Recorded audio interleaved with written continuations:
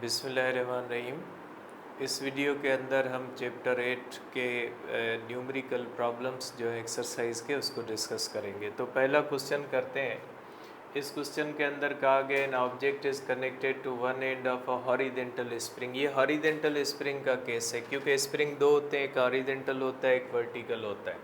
The object is pull to the right in the positive direction means displacement along positive by an externally applied force of magnitude 20 Newton causing the spring to stretch through a displacement of 1 centimeter। अब इसके अंदर कहा गया है कि ये इस तरह से हमारे पास एक हॉरिजेंटल मास स्प्रिंग सिस्टम है जिसको जब हम इस तरह से स्ट्रेच करते हैं तो इस तरह से मीन पोजीशन से जब इसको स्ट्रेच करते हैं तो इसका डिस्प्लेसमेंट जो है ये हमारे पास है जो है वो 1 सेंटीमीटर। ठीक है, इसके अंदर डिस्प्लेसमेंट दिया गया है, क्वेश्चन नंबर ये 1 है, डिस्प्लेसमेंट है 1 सेंटीमीटर। ठीक है, 1 सेंटीमीटर का मकसद है 1 × 10⁻² मीटर। और फोर्स कितनी दी गई है? फोर्स दी गई है = 20 न्यूटन। ठीक है, अब इसमें कहा गया determine the value of force constant if the mass of the object भी दिया गया है 4 किलोग्राम है। तो फर्स्ट के अंदर कहा गया है कि इसका फोर्स कांस्टेंट बताएं। देखें, आपको पता है कि फोर्स = होता है -kx, तो यहाँ से होगा k = F/x। k हमेशा पॉजिटिव होता है इसलिए मैंने नेगेटिव नहीं लिखी, तो k हो जाएगा फोर्स अपॉन डिस्प्लेसमेंट, ये होगा 20, 1 × 10⁻² = 20 10⁻², तो ये k हो जाएगा हमारे पास 2000 न्यूटन। ठीक है, 100 हो जाएगा न्यूटन पर मीटर। तो इस तरह से हो जाएगा आपके पास ये k की वैल्यू। अब इसका दूसरा पार्ट दिया गया है, determine the period of oscillation when the applied force is suddenly removed. और सेकंड पार्ट के अंदर कहा गया है इसका टाइम पीरियड बताएं। देखिए, ये हॉरिजेंटल मास स्प्रिंग सिस्टम है तो इसका टाइम पीरियड होता है 2π m/k होता है। ठीक है, ये इसका फार्मूला हो जाता है टाइम पीरियड का, क्योंकि हॉरिजेंटल है तो आप करोगे टाइम पीरियड = 2π m दिया हुआ है, m आपके पास है 4 और ये दिया गया है आपके पास 20,000। तो आप कर सकते हैं इसके अंदर कि ये 20 × 10⁻² आप कर सकते हैं। ठीक है, तो ये हो जाएगा आपके पास t = 6.28 क्योंकि 2π होता है, और ये होगा 1/5 × 10⁻² हो जाता है। तो टाइम पीरियड होगा 6.28 × 1/5 हो जाएगा इस तरह से √0.2 हो जाएगा × 10⁻⁻1, ये -2 है बाहर आ जाएगा। टाइम पीरियड होगा 6.28 और इसका अगर आप करते हैं तो ये हो जाएगा तकरीबन 4 इस तरह से हो जाएगा। ठीक है, इसका अगर आप इस तरह से करें तो इसको डायरेक्ट भी आप निकाल सकते हैं। आप इसको इस तरह से कर लें कि ये आप इसको कर लें 20 × 10⁻² 10⁻⁻1, तो ये हो जाएगा = 6.28 × 20 का अप्रोक्सीमेटली, अगर होता 25 तो 5 आता, अगर 16 होता तो 4 आता, अप्रोक्सीमेटली 4.5 10⁻⁻1 × -1, तो ये हो जाएगा = 6.25। इसको मल्टीप्लाई कर लें। ठीक है, तो ये हो जाएगा आपके पास जो है वो 6.28 मल्टीप्लाइड बाय 4.5 = 28.26 × 10⁻², तो ये हो जाएगा 0.2826 सेकंड, ये हो जाएगा इसका टाइम पीरियड। ठीक है, तो ये देखें टाइम पीरियड सही आ गया, और यहाँ पे ये 20,000 भी, ये k की वैल्यू भी पावर में दी गई है, तो 2 × 10⁻³ न्यूटन पर मीटर दे सकते हैं आप इसको। ठीक है, अब आ जाते हैं अपने नेक्स्ट क्वेश्चन की तरफ। देखिए इसमें कहा गया body hanging from A spring. अब देखिए ये जो सेकंड क्वेश्चन है ये आपको कहा गया है कि ये जो क्वेश्चन 2 है इसके अंदर ये वाला स्प्रिंग दिया हुआ है। अगर ये वर्टिकल स्प्रिंग है और ये कौन सा है, हॉरिजेंटल स्प्रिंग है। वर्टिकल और हॉरिजेंटल दोनों में फ़र्क है। अब इसमें ये कहा गया कि इसका जो टाइम पीरियड है इज इक्वल टू 0.5 सेकंड्स है। अब आपको बताना है कि इसका x कितना है।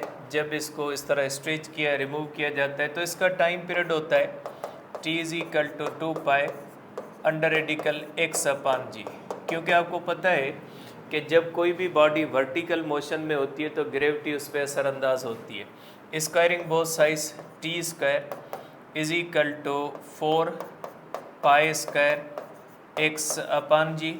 तो यहाँ से हो जाएगा आपके पास x is equal to t square into g upon 4 pi square. तो x की वैल्यू हो जाएगी is equal to t square, t होता है 0.5 होल स्क्वायर इंटू जी की वैल्यू आप कर लें 9.8 अपान आप कर लें 4 और ये हो जाएगा 3.14 होल स्क्वायर। ठीक है, तो आप इसको इस तरह से लिख सकते हैं कि ये हो जाएगा आपके पास इस तरह से 0.5 होल स्क्वायर मल्टीप्लाइड बाय 9.8 ये हो जाएगा 2.45 अपान हो जाएगा आपके पास 3.14 होल स्क्वायर मल्टीप्लाइड बाय 4 ये हो जाएगा 39.43। अब आप इसको कर सकते हैं। ठीक है, ये हमारे पास हो जाएगा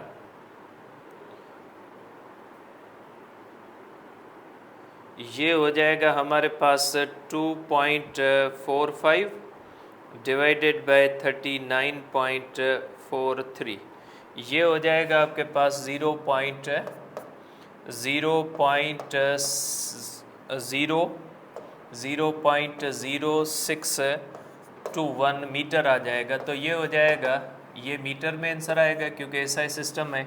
6.21 ये हो जाएगा सेंटीमीटर के अंदर। ठीक है, तो ये आ गया आपके पास सेकंड का आंसर। अब चलते हैं हमारे नेक्स्ट क्वेश्चन की तरफ।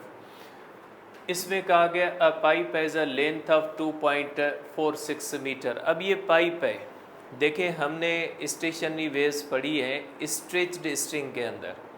जो स्ट्रेच्ड स्ट्रिंग होता है उसके अंदर जो स्टेशनरी वेव्स बनती है वो बनती है ट्रांसवर्स स्टेशनरी वेव्स। ये आर्गन पाइप्स होते हैं, जैसे ये मुख्तलिफ पाइप्स होते हैं उनके अंदर एयर भरी होती है, उसमें जो ये वेव्स पैदा होती है ना वो पैदा होती है लॉन्गिट्यूडनल स्टेशनरी वेव्स। तो ये लॉन्गिट्यूडनल केस जो होता है ये अगर आप कहेंगे तो ये केस है लॉन्गिट्यूडनल स्टेशनरी वेव्स का। ये जो है लॉन्गिट्यूडनल स्टेशनरी वेव्स का केस है। इसके अंदर दो होते हैं, एक होता है पाइप ओपन एंड। अगर ओपन एंड पाइप होता है तो उसके अंदर ये दोनों साइड्स इस तरह होते हैं, तो इसकी फंडामेंटल फ्रीक्वेंसी इस तरह से बनती है। ठीक है, अब इसकी जो फंडामेंटल फ्रीक्वेंसी होती है वो होती है V/2L और सेकंड फ्रीक्वेंसी होती है ट्वाइस ऑफ F1 और थर्ड फ्रीक्वेंसी होती है 3 times F1 same as string होती है n टाइम्स F1। ये होता है अगर पाइप जो होता है ये आपके पास बुक के अंदर केस नहीं दिया हुआ लेकिन इसका प्रॉब्लम दिया हुआ एक्सरसाइज के अंदर, तो अगर दोनों साइड से ये ओपन है तो ये लगेगा। और दूसरा होता है हमारे पास क्लोज एंड। अगर एक पाइप है वो इस तरह से क्लोज है तो उसके अंदर आप स्टेशनरी वेव पैदा करोगे तो इस तरह से पैदा करोगे। तो इसकी फंडामेंटल फ्रीक्वेंसी होती है V/4L और सेकंड फ्रीक्वेंसी होती है 3 टाइम्स F1 और थर्ड फ्रीक्वेंसी होती है 5 टाइम्स F1, जबकि nth फ्रीक्वेंसी होती है n टाइम्स F1 और इसके अंदर n की वैल्यू होती है 1357 इस तरह से। इसके अंदर जो n की वैल्यू होती है वो होती है 1 2 3 इस तरह से। तो ये हमारे पास बुनियादी फार्मूले हैं। अब अगर हम इसको करें तो इसके अंदर इसका सल्यूशन अगर करते हैं तो इसके अंदर जो क्वेश्चन दिया हुआ है उसके अंदर ए के अंदर कहा गया है, पहले तो लेंथ दी गई है कि पाइप की लेंथ है 2.46 मीटर। अब ए के अंदर क्या कहा गया है, ए के अंदर कहा गया determine the frequencies of the fundamental mode and the first two overtones if the pipe is open. अगर ओपन है तो फंडामेंटल बताएं और F2 बताएं और F3 बताएं, दो बतानी है। तो ये हो जाएगा F is equal to V/2L, ठीक है। और स्पीड ऑफ साउंड भी दी गई है, ठीक है। स्पीड ऑफ साउंड कितनी दी गई है, ये दी गई है, स्पीड दी गई है। तो ये होगा 344/2 और इनटू क्या हो जाएगा 2.46 होगा। तो ये होगा 344 अपान हो जाएगा ये 2, ये होगा 8, 9, ये हो जाएगा आपके पास 4। तो ये फ्रीक्वेंसी हो जाएगी इज इक्वल टू 344/4.9 आप करोगे तो ये हो जाएगी आपके पास इस तरह से 344 डिवाइडेड बाय 4.92। तो ये हो जाएगी आपके पास 69.91 हर्ट्ज़, ठीक है। तो आपके पास कितनी लिखी हुई है 70, तो आप इसको अप्रोक्सीमेटली लिख सकते हैं 70 हर्ट्ज़। अब F2 क्या हो जाएगी is equal to twice of F1 is equal to 2 × 70 is equal to 140 hertz हो जाएगी। अब F3 कितनी हो जाएगी is equal to 3 times F1, तो ये होगा 3 × 70, तो ये हो जाएगा 210 हर्ट्ज़। तो ये आ गई कि अगर ओपन है तो ओपन एंड अगर है तो उसको आप इस तरह से ध्यान में रख लोगे कि ओपन एंड जो होता है उसके अंदर जो है वो सेम फार्मूले लगेंगे, जो फार्मूलाज जो होते हैं वो स्ट्रेच स्ट्रिंग के अंदर लगते हैं। अब इसका सेकंड पार्ट है बी। सेकंड पार्ट के अंदर कहा गया है कि हमारे पास what are the frequency if the pipe is closed. अब इसके अंदर कहा गया है F1 कितना है, F2 कितना है और F3 कितना है जब ये क्लोज्ड है। तो आपको पता है ये होगा इज इक्वल टू V/4L, तो ये होगा V हो जाएगा हमारे पास 344/4 इंटू 2.46 होगा। तो ये हो जाएगा आपके पास 344, ये होगा 4, ये होगा 1, ये होगा 9.84, ठीक है। तो फंडामेंटल फ्रीक्वेंसी हो जाएगी इसकी इज इक्वल टू, आप इसको डिवाइड कर लें तो ये हो जाएगा आपके पास 344 डिवाइडेड बाय 9.84, तो ये हो जाएगा आपके पास 34.95 हर्ट्ज़, ठीक है। तो तकरीबन ये किसके बराबर की गई है 35 हर्ट्ज़ की गई है।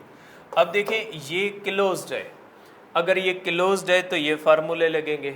F2 होगी is equal to 3 times F1 is equal to 3 × 35, ये हो जाएगा 15, ये होगा 105 हर्ट्ज़, ठीक है। ये 105 हर्ट्ज़ है। और F3 है, F3 होगी 5 times F1 is equal to 5 × 35 is equal to 25 हो जाएगा और ये होगा 175 हर्ट्ज़। तो आप इसको इस तरह से कर सकते हैं कि ये देखें ये आ गया। अब इसका सी पार्ट भी है। अब सी पार्ट क्या कहता है, सी पार्ट आपको बताता है, ठीक है। सी पार्ट आपको कहता है, सी के अंदर आपसे पूछा गया है कि how many harmonics are present in the normal human being hearing range 20 to 20,000 hertz.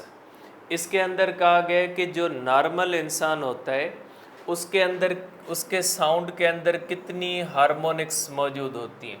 तो आप इसकी नंबर ऑफ हार्मोनिक्स करोगे, number of harmonics is equal to हो जाएगा 20,000 डिवाइडेड बाय फंडामेंटल फ्रीक्वेंसी। तो number of harmonics is equal to हो जाएगा 20,000 upon fundamental, और फंडामेंटल इसकी होगी, फंडामेंटल कौन सी हो जाएगी, ये हो जाएगी 70, तो ये जाएगा इसके अंदर। अब आप कर सकते हैं इसको ये हो जाएगा हमारे पास 2 divided by 7 is equal to 285, 285.7, जिसको आप कर सकते हैं 285 हार्मोनिक्स। ह्यूमन साउंड के अंदर कितने हार्मोनिक्स मौजूद होते हैं? इतने होते हैं। तो अगर नंबर ऑफ हार्मोनिक्स आपने निकालना है तो उसकी रेंज 20,000 डिवाइडेड बाय आप कर सकते।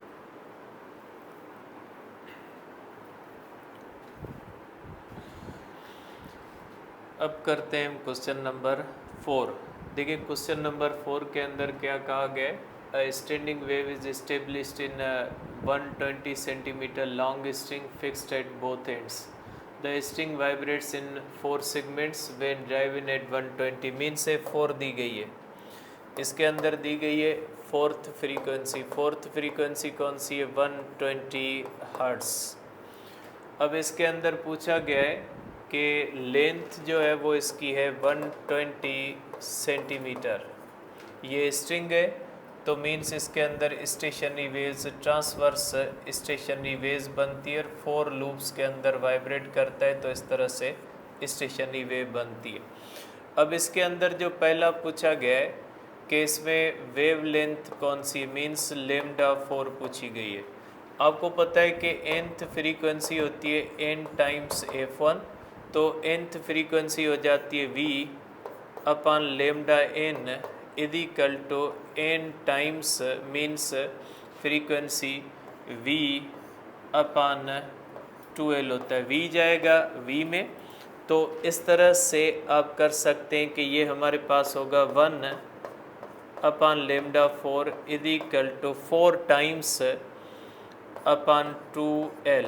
तो ये हो जाएगा इस तरह से कि 2 अपॉन l, तो लेमडा 4 हो जाएगी is equal to l upon 2।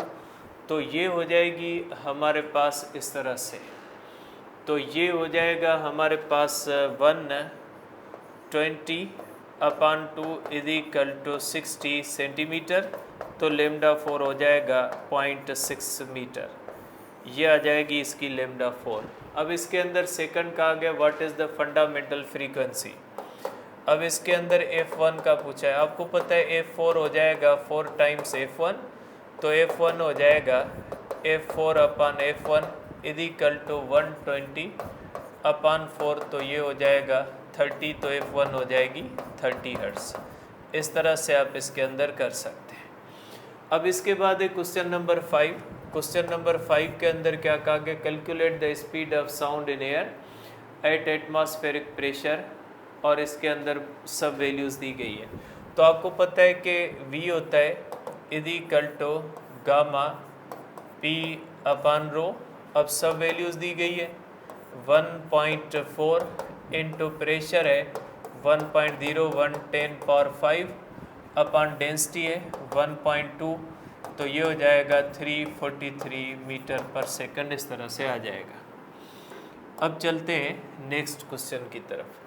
अब इसके अंदर कहा गया sound wave propagates in air है the frequency are 4000 hertz. Calculate the percentage change in the wavelength when the wave front initially in a region 27 degrees Celsius enters a region where the temperature decreases by 10 degree Celsius।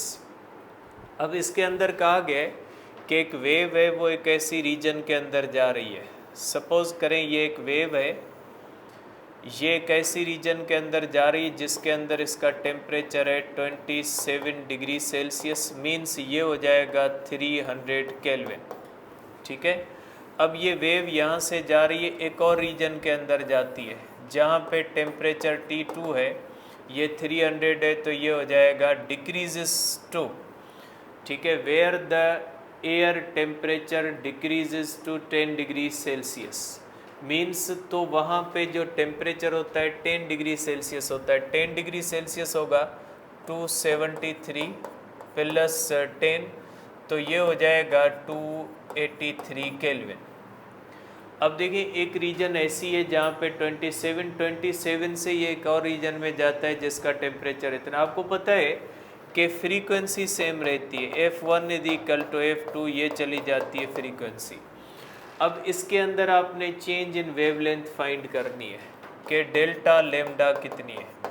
देखें, आपको पता है कि velocity जो होती है वो directly proportional होती है अंडर रेडिकल टेम्परेचर। जिसके अंदर टेम्परेचर बढ़ेगा उसके अंदर वेलोसिटी भी बढ़ेगी, क्योंकि ये होता है v is equal to F lambda. अगर फ्रीक्वेंसी सेम रहती है तो लेमडा होता है, वेलोसिटी बढ़ेगी तो वेवलेंथ भी बढ़ेगी। इसका मकसद है आप करोगे कि जिस यहाँ पे टेम्परेचर ज़्यादा है तो मीन्स v1 जो होगी वो ग्रेटर देन v2 होगी। ठीक है, इसका मकसद है कि आप कर सकते हैं लेमडा 1 वेलोसिटी और ये लेमडा 1 ग्रेटर देन लेमडा 2 होगा। तो आप कह सकते हैं कि चेंज इन वेवलेंथ होगा लेमडा 1 माइनस लेमडा 2, ये हो जाएगी आपके पास इक्वेशन। अब आप इसकी वेवलेंथ की चेंज निकालें कि वेवलेंथ जो होती है उसकी चेंज होती कितनी है। दोनों कंडीशन में फ्रीक्वेंसी जो होती है वो सेम होती है। तो देखिए, आपको पता है कि स्पीड जो होती है ना, स्पीड किसके बराबर होती है, v is equal to gamma R T. ठीक है, स्पीड जो होती है RT1 v1 अपान m और v2 हो जाएगा गामा RT2 अपान m। तो v1 upon v2 is equal to हो जाता है under radical T1 upon T2। ठीक है, ये आ जाएगा आपके पास इक्वेशन 2। अब इसी से आप करेंगे कि जैसे फ्रीक्वेंसी जो होती है वो हो जाती है जो है वो लेमडा के हिसाब से कि F1 is equal to v upon lambda. तो आप यहाँ से भी कर सकते हैं इस इक्वेशन को कि v1 upon lambda 1 is equal to v2 upon lambda 2, क्योंकि फ्रीक्वेंसी होती है v अपान लेमडा। तो इस इक्वेशन के अंदर v1 अपान लेमडा 1 अगर यहाँ से आप करोगे तो v1 upon v2 is equal to हो जाएगा लेमडा 1 अपान लेमडा 2, ये आ जाएगी इक्वेशन 3। दोनों को अगर कंपेयर करोगे, दोनों इक्वेशंस को अगर कंपेयर करोगे 2 एंड 3 को, अगर दोनों इक्वेशंस को कंपेयर करोगे तो आपके पास आ जाएगा lambda 1 upon lambda 2 is equal to under radical T1 upon under radical, means lambda 1 is equal to lambda 2 under radical T1 upon T2। ठीक है, अब इसको आप कर लें कैलकुलेट।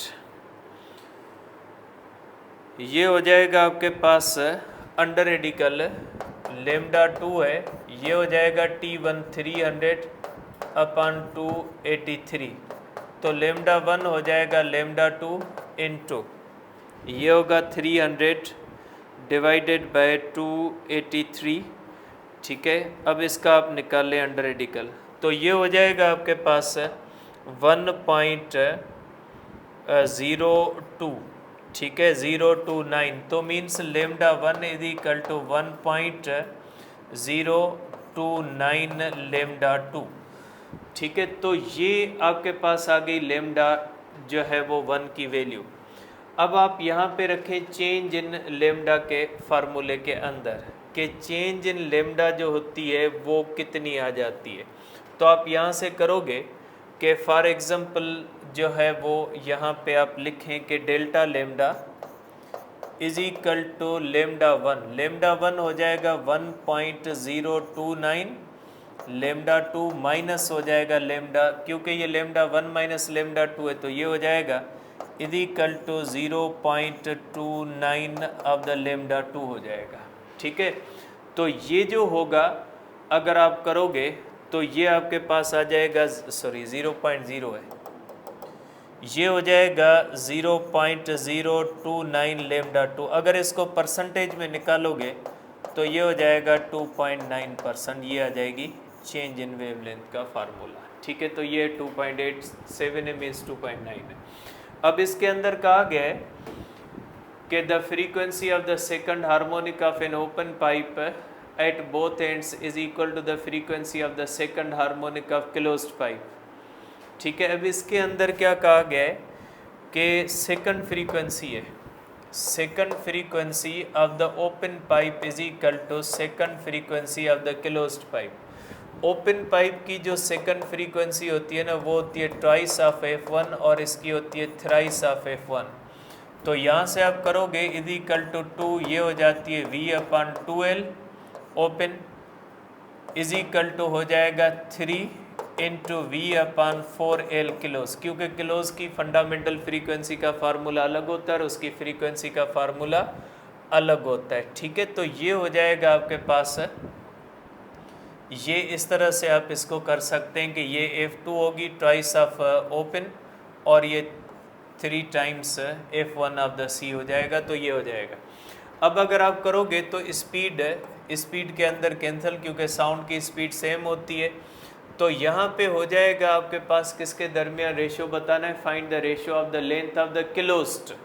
तो अगर आप इसको करोगे तो 2 जाएगा 2 के अंदर 1/L open is equal to 3/4 of into 1/L closed. अगर क्रॉस मल्टीप्लिकेशन करोगे अपॉन L ओपन, ठीक है, तो ये हो जाएगा 3/4, ये आंसर आ जाएगा। ठीक है, जस्ट फार्मूलाज रखने, क्योंकि आपको पता है ओपन की अलग होती है, क्लोज की अलग होती है।